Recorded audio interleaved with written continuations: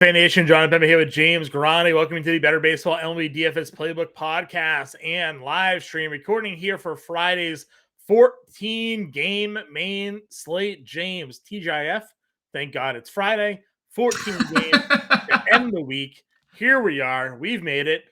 Big slate, which has been the trend all week long.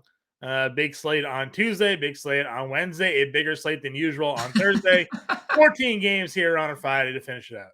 Yeah, I think baseball is super happy that sports were ending. And now they're just like, you know what? Let's just shove all of our games in front of all the audience that just lost hockey and basketball in the same week.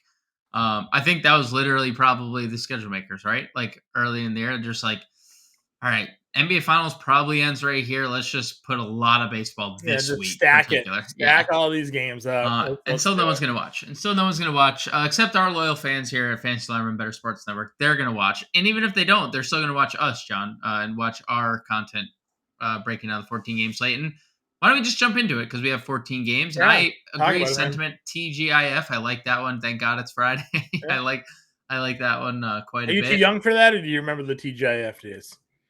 Like the restaurant? No, there was a whole like TV promotional thing. It was like TGIF, thank God it's Fridays, and they used to have a whole bunch of like TV shows on at night. And it was like the TGIF Friday night video show. You're younger than me, that's fine. Yeah. Those who are watching, I'm sure they remember the TGIF nights. You know, TGIF is the TGI Fridays. Also, yes, a restaurant. Yes, first date with my now wife. It's average at best. I'm sorry to say. First date I took my wife to. Yeah. Did you use gift cards and coupons, or like what was the? No, I mean should have. I was in college, so we should. Right. Should have. Yeah. Let's just jump into the odds. Enough about TGIF, even though we are TGIF. Let's look at the biggest favorites we have, because again, 14 games. Not going to spend all this time. Minus 195 is Houston at home against Cincinnati. The Los Angeles Lakers. Los Angeles Angels minus 155 on the road, taking on the Kansas City Royals. Biggest favorite on the board looks to be the Atlanta Braves, minus 250. They are hosting the Colorado Rockies once again. That matchup is going to be very interesting. Also, I see some conflicting reports here, John. Maybe we should do some research. I see Dinelson Lamet on DraftKings. The other place I'm looking currently has Peter Lambert. So okay. I guess we'll have to take a look to see what is correct. Maybe MLB.com. I'll take a look over there to see. But those are the biggest. San Diego Quintana and the Miami Marlins minus 180. That's another big favorite. They're on the road actually minus 180. So that's interesting. Yeah. You went up against Washington, too, which is not generally an easy matchup. So yeah, well, the Marlins are, even though they're like minus 40 in run differential, like 10 games over 500, and they've had their best start since the year they won the World Series. And their best pitcher is terrible. Their worst pitcher. Their worst pitcher. Their best pitcher is the worst pitcher. Last year's Cy Young Award winner is the worst pitcher. Yep, and their best pitcher this year is not going to be on the team for much longer because he's on innings limit. Let's go over to the over-unders. 10 implied runs right off the bat in Colorado, Atlanta. No surprise there. That game had a lot of runs scored on Thursday. 9.5 implied in the Red Sox-Yankees game. Domingo Germán versus Tanner Houck. We got 9 implied runs, Pittsburgh-Milwaukee. 9.5 in Angels-Royals. And that's really it. And that will wrap it up for the Las Vegas preview here, John. Sure. When we're looking at weather here, it is going to start raining up the East Coast here. So we have some rain in New York, the Mets versus St. Louis. So that's something we're going to have to pay attention to. Rain in Boston is not going to come till later on in the evening. So there really shouldn't be anything too worrisome. With the pitch clock and all the new rule changes, we aren't getting 4-hour Red Sox Yankee games anymore. So this one should be done by the time the rain gets to Boston. Saturday's game could be a complete washout. I don't know if they're going to be able to get that one in here. But rest of the slate looks pretty good here for weather. So, James, that being said, we got 14 games to talk about, which means probably got a handful of pitchers at least that we're looking to play. Talk to me about your favorites.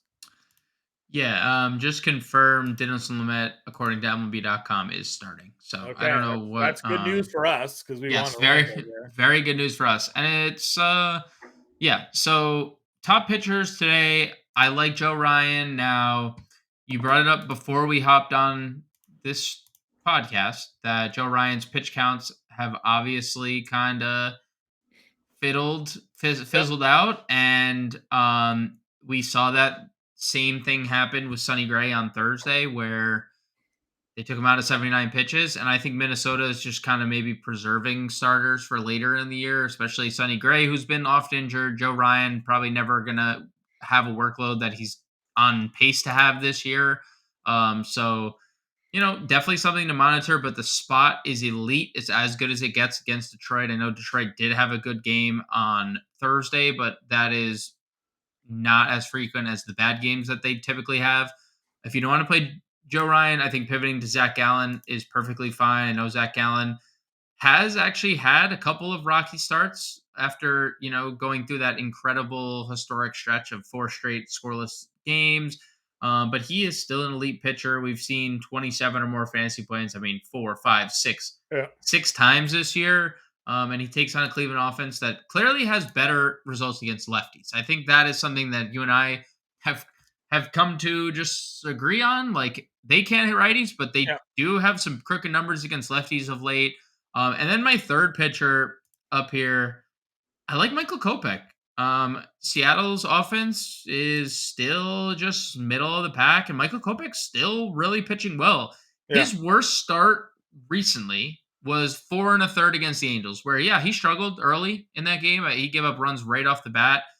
He had 10 strikeouts in that game that still covered up his poor outing, and Yeah. 102 pitches in 4 1/3. And we've talked about this a bunch this year, where guys who strike arm people out are just the infinite better plays on DraftKings, even than guys who may even if Kopech went 5 innings and gave us 9 strikeouts, Yeah. that's okay, and didn't give up more than 2 runs. You'd be okay with that start because the 9 strikeouts are what really makes a dent in the DraftKings scoring.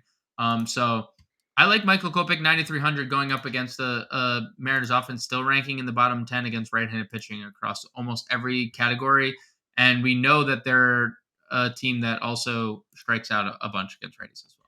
Yeah, I really don't have much to argue with you when it comes to those guys. I liked Gallen and Kopech as my 2 favorite here. Obviously, Ryan, given his pedigree, should be considered. But his recent pitching performances and the Minnesota's recent usage of their starters certainly has me a little bit concerned to pay 10-6 on a big slate like Right. this. I also like some guys down here in the mid tier, and they're opposing one another. We've been waiting for Julio Teheran to fall off a cliff.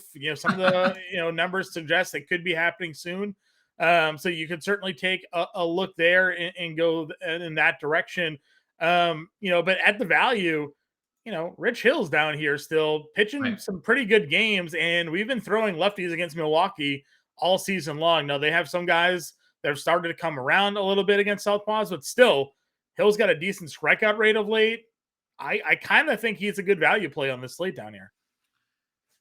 He was good. We liked him on Yeah, I liked him on the Thursday slate till they moved him. on the And now Thursday he's got a slate. better matchup. So And now he's in an infinitely better matchup, right?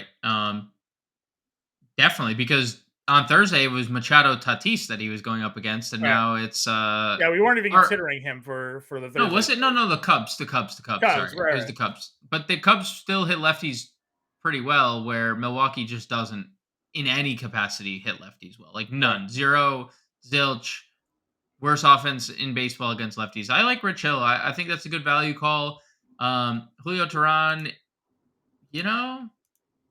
guess it is what it is, right? A Other couple, than the 3 starts, right? 4-start sample size now at this 4, point, yeah, where he's been yeah, good. So yeah, and other than the anomaly seemingly strikeout game where he had 0 against Toronto, he's had 5 or more in the other 3 starts. So, yeah, yeah, I can get there. yeah, and also good on Julio Teheran, man. Yeah, We good were on Julio Teheran. skeptical when he came in the league, and Oh yeah, San Francisco, Toronto, Cincinnati, the hottest team in baseball, Oakland, just coming down and shutting them down here. So, yeah, I think he could be, he's obviously a little bit more expensive, but I think he was going to be an interesting spot in the mid-tier range. Anybody else for you at pitching tonight? yeah. Taijuan Walker, I'm going to get to. He's coming off one of his better starts, and I know Oakland has been better. I'm granting you that and everyone that. Taijuan Walker's also been better. 13 straight scoreless innings, including 5 innings against the Dodgers that he fired scoreless against. We know Philly's offense has been better. He's allowed 3 earned runs or less in 5 consecutive starts and 7 of his last 8 overall. So Taijuan Walker kind of turning the corner here. We know Oakland's the worst hitting team against, well, second now worst hitting team against righties, and they have a 25% strikeout rate, which is also the second highest mark in the league. So I like Taijuan Walker, and I like Brian Wu a little bit here, John. Starting for the Mariners here, and I know that I'm using or suggesting a starter against him in the White Sox. And listen, the White Sox have been a little bit better with Eloy Jimenez in the lineup this year, no doubt. But Wu making his second start, his first start went terribly. Let's just Yeah. look at that. Wait, that happens against Texas, right? Texas is a very good offense. So are the Angels at times, and Brian Wu had 7 strikeouts over 4 and 2/3 innings. Now he went 81 pitches, not the best, but he's 5,400. He got called up from Double A prior to this, so he has no Triple A experience, and we've seen this a couple times this year with guys getting straight called up with a lot of success. Yuri Perez, Smith Shaver for the Braves had another good start on Thursday and 18 fantasy points. And Brian Wu at Double A this year, 59 strikeouts in 44 innings. He's a good strikeout arm. The White Sox are just kind of like a middling offense overall. 665 team OPS against right-handed pitching this year. That's 27th. 147 ISO against righties, despite having like good power hitters. That's 21st. So Mhm. I kind of like Brian Wu as like a sneaky SP2 on this slate, especially if we're going to see the pitch count. I don't even know if the first game was a pitch count related issue. He just got Right. shelled. And then the second start, 4 and 2/3, maybe he ran into trouble and they took him out. But 17 and a half fantasy points at, again, he's $5,400 on this slate. I'd be more than okay with that amount of fantasy points at $5,400. Yeah, I agree with you. Maybe the only other dart throw I'd be willing just to kind of bring out is Sears. Philly striking out at a very high clip against left-handed pitching on the year. They hit for power against left-handed pitching. Sears gives up home runs, so that could be an issue for him. But he does miss bats, and Philly, a lot of lefties in their lineup. So just dart throw material, just putting it out there because we've used Sears a few times Yep. this year. So let's move on over to hitters here, James. Talk about your favorite hitters on the night. Yeah, I mean, we're gonna go right back to Atlanta here. They were popular on Thursday, and it paid off. They scored 9 runs. 9 runs, right? 8 runs. 8 runs on Thursday. They looked good. They hit a bunch of home runs. One of the home runs that left the yard, Matt Olson. As soon as a righty came in, he homers off them. Getting a righty in Lamet, who has struggled mightily with left-handed pitching specifically, or left-handed hitters specifically. So I like him. I like Austin Riley to have a bounce back. He's been hitting righties better as the year has progressed. And we talk about that. Like, he struggled against righties to begin the year, but as soon as the sample starts evening out, you start seeing, or getting larger, you see the numbers start evening out. So I like Austin Riley. I like Matt Olson. And I like Ellie De La Cruz and Jonathan India. Now, they get JP France for the Astros, Yeah. and JP France, we've talked about a bunch. He is a very big reverse splits pitcher. He Yeah. is really, really bad against right-handed bats, and that has not changed at all. So, the De La Cruz thing is a little scary because So flip around. he'll bat lefty, and France really actually has been like weirdly dominant against that split Yeah. specifically. And, that's scary, right? Yeah. But Right. But I mean, India, Steer, McLean, right. Stevenson, like there's a whole lot of righties in that A lineup. lot of right-handed bats in this lineup. So I love India, and you've talked about it a bunch this year, where India's just been better from the right side of the dish this year, or against right-handed pitching, I should say. And then my last name, another guy you gave a shout to on Thursday stream coming around, is Carlos Correa, and Yeah. and Carlos Correa had another good game on Thursday. Now hits in what, 7 straight games, and a lot of Yeah. extra base hits too. Like, maybe we're starting to get a healthy version of Carlos Correa because he's never been this bad, John. Like he No. is bad. He had largely been terrible for the last until this last 7-game stretch. Yeah, I listen. He's starting to come around a little bit. I don't mind that. I think there's some potential for him against lefties, as we've talked about here, and can certainly go there. I still like the Rays again. Darvish, as we've talked about, has been hittable, Yes, right? yes. So you have him here against a Rays team that hammers everybody. Lefties, righties, doesn't matter. So, Yandy Diaz is up top. Luke Raley, we know, has some value. Wander's there. Taylor Walls, though he hits lefties far better, like he'll be in the lineup. There's just a lot of guys in Tampa Bay at all different pricing levels here that I'm going to be in on against you, Darvish, on this slate. Yeah, I think it's interesting because we were in on a much worse offense than Tampa. We are touting the Guardians, not Tampa, the Guardians. Yeah, I know, right? So I think you could play any of these Tampa guys. Now Walls has been really really bad. I guess hits in 5 of his last 6 are starting to come around. So I guess there's a case to be made there. Yeah, I agree with you 100% on that one. There's just kind of looking down the list there. We like a lot of pitchers. There's some good top end pitching on this slate, so there's not a ton of like obvious targets here. Abbott's kind of interesting though because I have used him on some slates. Yes. I don't know if I use him on this slate though. So I may be looking at Houston as well as a stack against him. I guess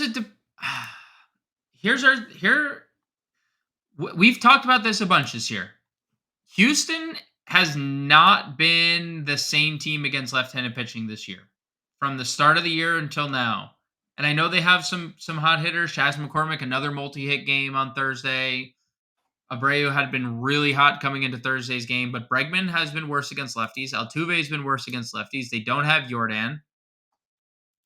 And Mackenzie Gore shut him out for 5 2/3 or 6 2/3, whatever they let Mackenzie Gore go. I don't know. Maybe Abbott is a sneaky play on a 14-game slate. He could be. He could be a sneaky play. You think so? I don't know. Houston hasn't been the same team against lefties this year, so I don't know. It's a better ballpark. Constantly coming around. I mean, listen, Jose Abreu is still cheap at 3,100. Sure. Altuve, I know you mentioned the splits are different. Dubon's there. Their outfielders and Myers and Chas have some power. So I just think that could be an interesting spot. Any other values for you in the infield? Values. Yeah, Donovan Solano, if they're going to lead him off against a lefty again, he homered, 3-run home run. Shout out to our boy Mark Pitts there in chat mentioning Donovan Solano. Congrats on the win, John, as you hit a nice little bet on the thanks to Kyber Ruiz there. Yeah, Kyber Ruiz home run. Give the money line Washington bet at plus 170 a win. It's nice. You know what? Take the wins. Take the wins. But yeah, how about Donovan Solano, who's kind of rolling right now? Had a 2,400. We're gonna face a lefty again. Probably leads off again, and I'll go Royce Lewis in the same game. I didn't like the Twins all that much on Thursday, and you know what? You and I are big Twins believers here, and it worked out for me because I played Matt Boyd, and he's like the second highest, or I think the highest scoring pitcher on tonight's slate thus far. Right, just because of the strikeouts. We'll see how strikeouts. As of now, as we're recording, obviously there's still some games. Dylan Cease is starting off really, really hot, and there's some right. I'm just saying, like, I'm going back to the Twins against a lefty here, and I don't care who knows him. That's fair. Let's go on over then to the outfield. I talk about our favorite outfielders on the slate. Again, a lot of top end talent here. So where are we going? I mean, we're going to Ohtani if he plays. Number one, first and foremost, will Shohei play? You've pointed it out a few times this year. Sometimes he doesn't play after days he pitches, right? So TBD on Shohei Ohtani. And if is homered in every game except for the ones I played him. So, he has been on an absolute different planet. No doubt about it. He's been the best hitter in baseball which is insane because he goes through stretches where he looks like the best pitcher in baseball as well, and that's unfair. Definitely Ohtani if he plays. 22nd home run. I love George Springer getting the lefty here, and Nick Castellanos would be my other top outfielder. He also gets a lefty. Nothing like you can obviously play Acuna. I'm not going to sit here and Sure. like I'm yes, playing Corbin Carroll.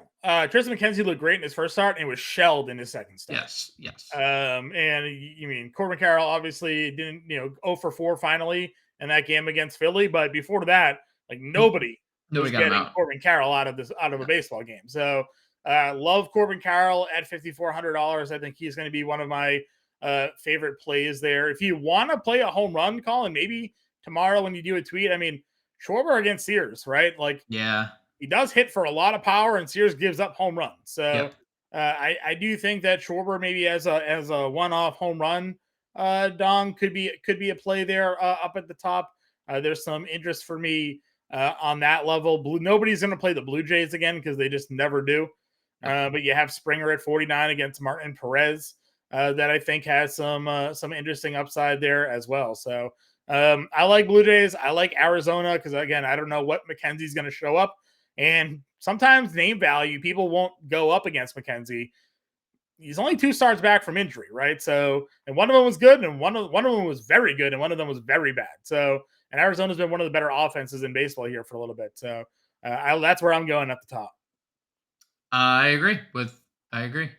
When you're going into the mid-tier range, which names stand out to you on this evening? I like Braves, Marcelo Zuna, and Eddie Rosario both hitting righties really well. Randall Grichuk and Jurickson Profar, I think you can get to either guy there. They face lefties. Jack Sawinski, if there's a righty on the mound, there's obligatory Jack Double Sawinski dong the shout other out. day, yeah. He has so many double home run games this year. It's sick. And then Jordan Walker, who has, since he gotten called up, Jordan Walker's raking. And unfortunately for Jordan Walker, nobody else on his team is raking or even hitting for that matter. But like, look at the game logs for Jordan Walker. I mean, this is how he started his career, where he gets hits in every game. Well, he has like a 9-game hitting streak, bunch of extra base hits. He's back to hitting 290, and the last time we saw Tyler McGill on the mound, he gave up 7 earned in three innings, and he's kind of been terrible all year long. I mean, 5.14 ERA. He's had a couple good starts, but like 3 of his last 4 starts, he's allowed 4 earned or more. He's allowed 8 base runners or more. So I love Jordan Walker here in the value tier. It's a good value one. How are we approaching the Giants outfield here with Matt Andriese? Question mark? Maybe that's. It's debatable, right? We don't know. No, there's nothing official. I saw something that the Dodgers minor league affiliate Gavin Stone was scheduled to pitch, and their game got canceled. So there's obviously speculation that he could Gavin pitch. Stone wasn't any good when he was up here. He was not. I'm just suggesting like the Dodgers have not announced anything on the Friday front at the time that you and I are recording. If they call up Gavin Stone, as we're looking here, he had a 14 ERA and he allowed 16 earned runs in 3 appearances. Not great, Bob. Not great.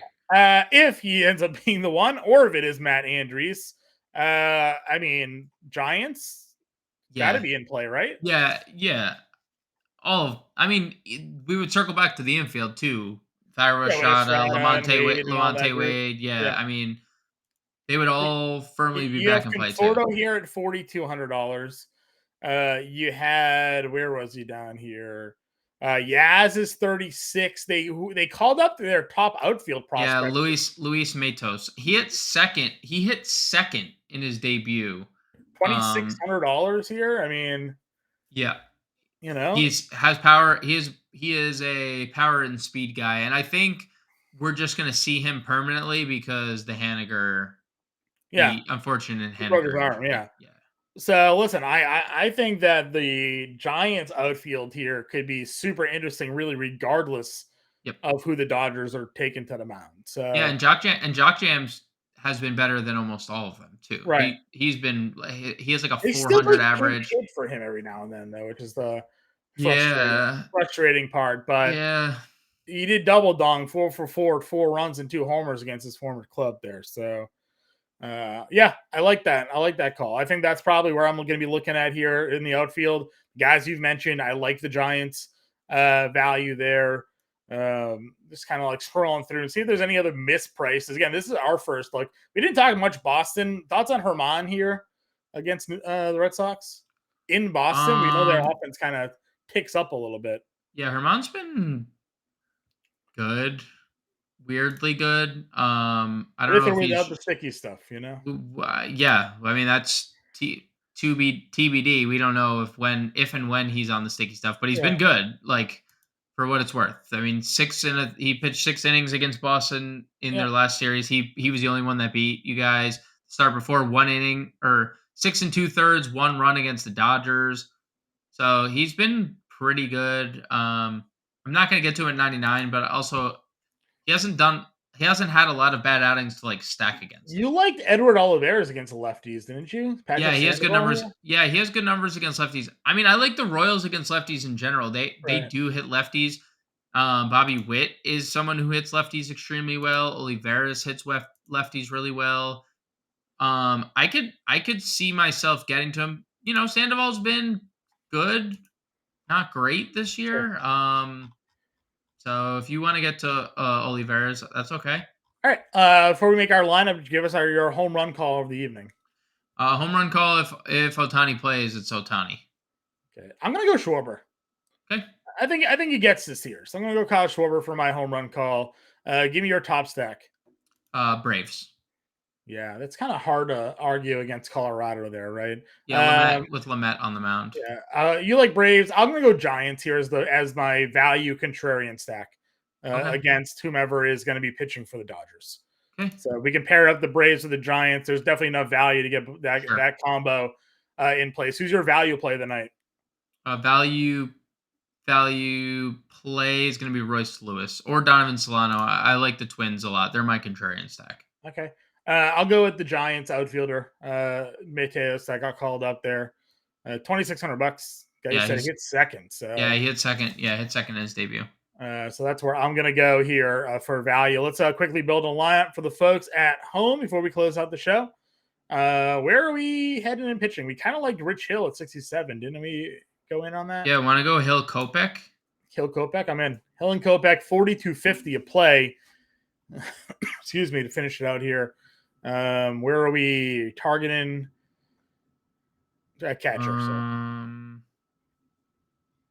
Did you have a favorite catcher? Connor Wong versus a righty in Fenway there? It's Connor Wong, Matt Tice Tice. against Singer? Yeah, Matt Tice. Yeah. We'll plug that one in there for now. First base for you.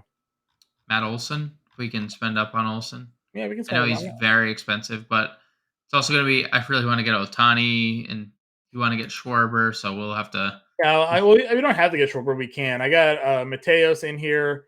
You wanted Ohtani. We'll see what the lineup can look like with Schwarber, too. Schwarber.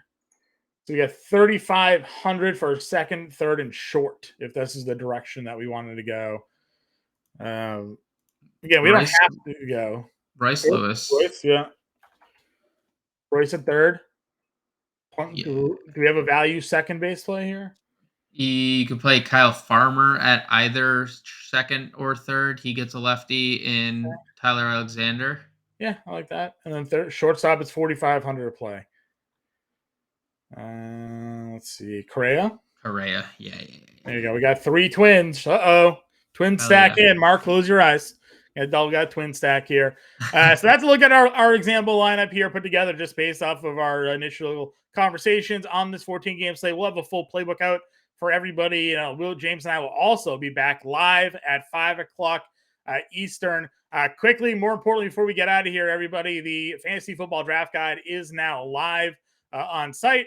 If you have a subscription already, you get it free. If you don't, you can buy it by itself for $26.99, or you can sign up for free. Go to fantasy.com/allpro, and you can get a subscription with a free 7-day trial. And the draft guide is included, and that is a living draft guide. It's updated on site throughout the offseason, all the late breaking news that is not a physical hard copy, because those things go out of date, and you don't want old information when you're preparing to dominate your fantasy football drafts. James and I will be back here live 5 o'clock Eastern. Everybody, good luck. We'll talk to you then.